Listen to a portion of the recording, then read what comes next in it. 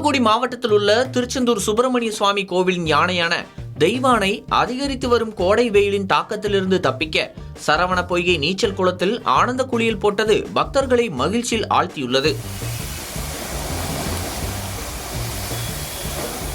முருகனின் அறுபடை வீடுகளில் இரண்டாம் படை வீடாக விளங்கும் திருச்செந்தூர் சுப்பிரமணிய சுவாமி கோவிலுக்கு சொந்தமான தெய்வானை யானை கோவில் பக்தர்களிடையே மிகவும் பிரபலமானது.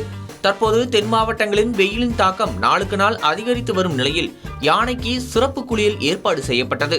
இன்று காலை உற்சாக நடைபோட்டு சரவண பொய்கை நோக்கி வந்த தெய்வானை அங்குள்ள நீச்சல் குளத்தில் இறங்கி ஆனந்தமாக நீராடியது. தன் தும்பிக்கையால் தண்ணீரை பீச்சி அடித்து உடலை குளிர்வித்துக் கொண்டதுடன் நீரில் விளையாடியும் மகிழ்ந்தது.